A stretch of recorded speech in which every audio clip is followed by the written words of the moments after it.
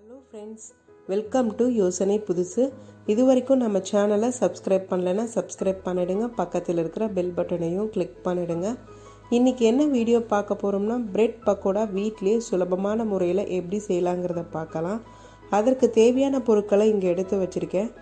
6 slice salt bread, இது குடைமிளகாய், பெரிய வெங்காயம் 1, கருவேப்பிலை தேவையான அளவு, அரிசி மாவு 1.5 டேபிள் ஸ்பூன், பச்சை மிளகாய் 2 டேபிள் ஸ்பூன் மைதா மாவு. இப்போ 6 ஸ்லைஸ் சால்ட் பிரெட்டையும் தண்ணியில் நனைச்சி இன்னொரு பாத்திரத்தில் எடுத்து வச்சுக்கிறேன். தண்ணி நல்லா பிரெட்டில் புழிஞ்சி எடுத்து தனியாக வச்சுக்கணும். பிரெட்டில் தண்ணி இல்லாமல் பார்த்துக்கணும்.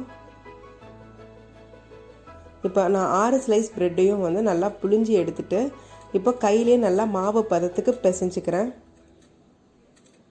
இது கூட 2 டேபிள் ஸ்பூன் மைதா மாவு, 1 டேபிள் ஸ்பூன் அரிசி மாவு, பெரிய வெங்காயம் 1 நறுக்கியது, பச்சை மிளகாய் 2, குடைமிளகாய் 1 கப்பு, கருவேப்பிலை தேவையான அளவு, 1 டீஸ்பூன் மஞ்சள் தூள், 1 டீஸ்பூன் சில்லி பவுடர், 1/2 டீஸ்பூன் சீரகம்,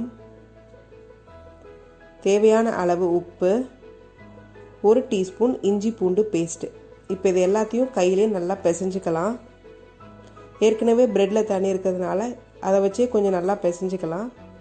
பத்தாதப்போ கொஞ்சம் தண்ணி சேர்த்துக்கிட்டு நல்லா மாவு பதத்துக்கு கொண்டு வந்துடலாம். இது நல்லா பிசைஞ்சு ஒரு 5 நிமிஷம் ஊற விட்டால் போதும். இதை 5 நிமிஷம் ஊறினதுக்கப்புறம் கடாயில் எண்ணெய் காஞ்சதுக்கப்புறம் நாம் பக்கோடா சைஸில் இந்த பிரெட் மாவை போட்டுடலாம். இதை மீடியம் ஃப்ளேம்லேயே வச்சு வேக வைக்கணும்.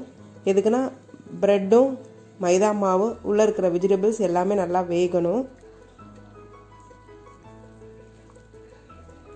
நல்லா வெந்துருச்சு. இப்போது இது தனியாக செப்பரேட் பிளேட்டில் போட்டு வச்சிடலாம்.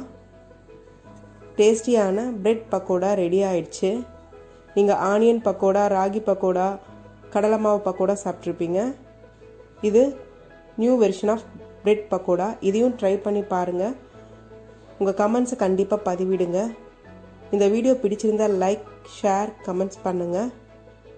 மறக்காமல் நம்ம சேனலை சப்ஸ்கிரைப் பண்ணுங்கள். பக்கத்தில் இருக்கிற பெல் பட்டனையும் கிளிக் பண்ணுங்கள். நன்றி.